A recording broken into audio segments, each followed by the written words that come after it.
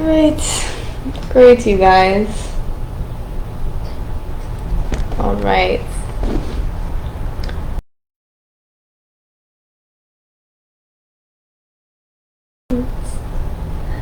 Welcome to the first of the final part of Joshua. We're going to go on to the last part after this.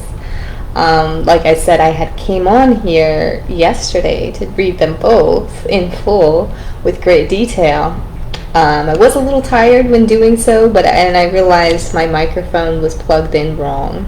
So I was talking and no audio was coming out. Good.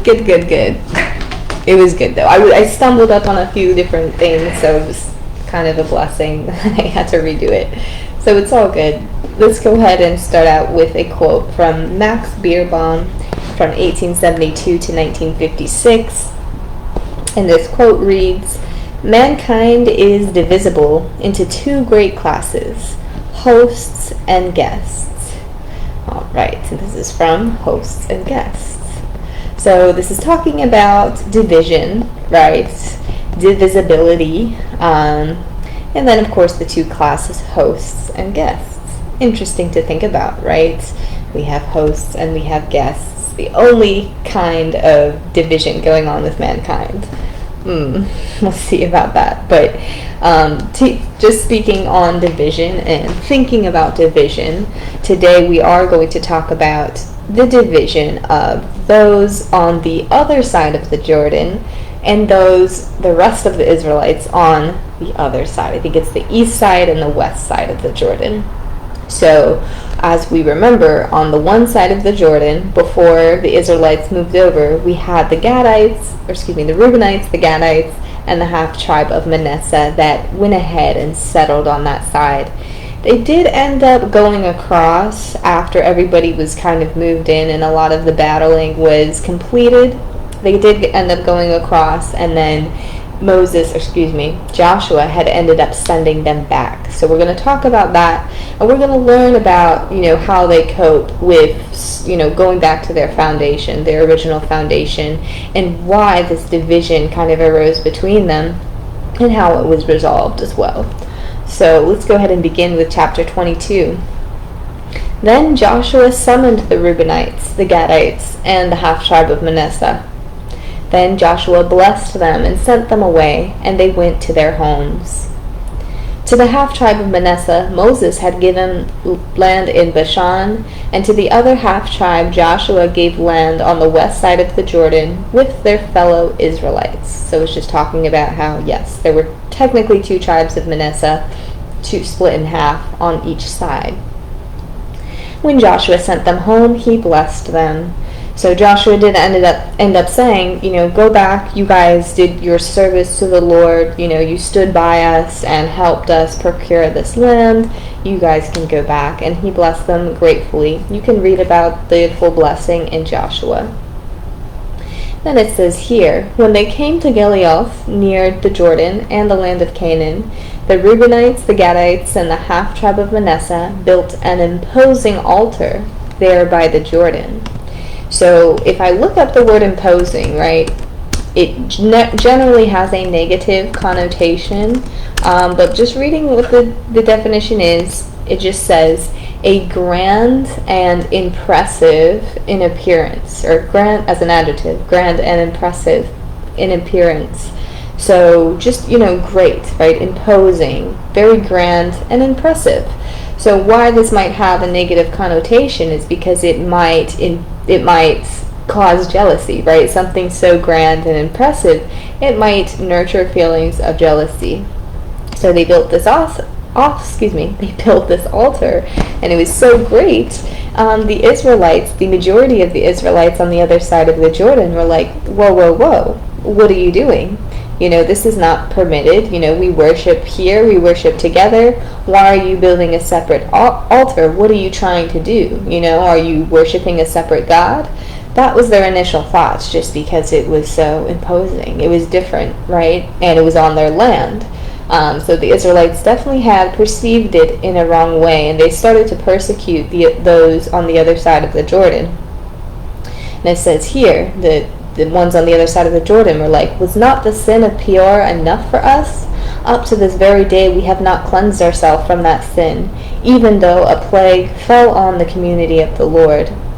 And as you can remember, they're going back and remembering the trauma of when they did worship another god by mistake, right? They had some individuals worshiping Baal Peor. And after that, the plague came and had wiped a lot of them out.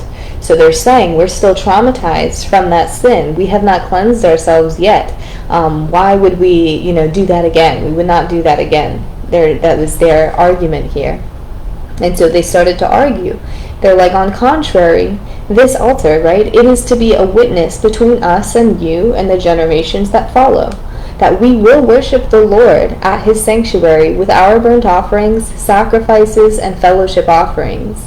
Then in the future, your descendants will not be able to say to ours, you have no share in the Lord. So they are going and saying here that this altar is not for any other god but the Lord, right? We are worshiping the same God, and we want to be able to do it with our burnt offerings, our sacrifices, and also it's probably a method of convenience for them to have an altar closer to them, so they would be able to do so without having to travel such a far way or, take whatever detour or route that they would to go into the land on the other side of the Jordan. And because of that maybe barrier, then the other Israelites can say, well, oh, you never worshipped with us, that sort of thing. So they had built their own altar. So it turns out once they had said this to the elders and Joshua and the judges, they were actually pleased with that response. Their perception that was originally negative, or the people's perception, was misconstrued and it was set right. So they were granted to go ahead and have that as a symbol between the people on the other side, I think it's the east side, and then the west side. And then they were to agree that that was an okay thing for them to do. Uh-oh. Here they go. Zoomy time. Be nice. Alright. It says here, after a long time had passed, and the Lord had given Israel rest from all their enemies around them, Joshua, by then a very old man, summoned all Israel, their elders, leaders, judges, and officials, and said to them, I am very old. And it does go on, but we're going to leave it at that. He is giving out his final word, his final sermon. As we remember in Deuteronomy, Moses is very long-winded in his sermon. He basically gave a whole book long of a synopsis of their journey. Joshua's is a bit shorter, and I just have one part picked out here because it's length, and we'll go into the rest after this. But his is a little bit shorter, but he gives them a warning, right? This is the one that's highlighted. Do not associate with these nations that remain among you. Do not invoke the names of their gods or swear by them. You must not serve them or bow down to them. And as we remember, this is the covenant. This is also the first commandment, right? Thou shalt not have any other gods before me. He's giving this warning, right? And why is this warning so important? It's because it is a problem later on, as we will learn. It's a problem. So another thing too is a lot of the people that they had moved out so they could move in, they kind of still were around. Not everybody was put to death, not everyone was mercilessly killed.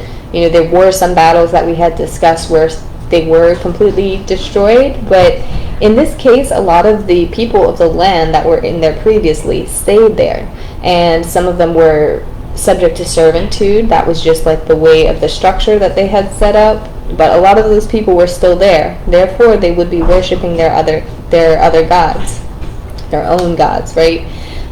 So Joshua is giving them a warning. These people are here. Do not associate with them, and do not invoke the names of their gods or swear by them.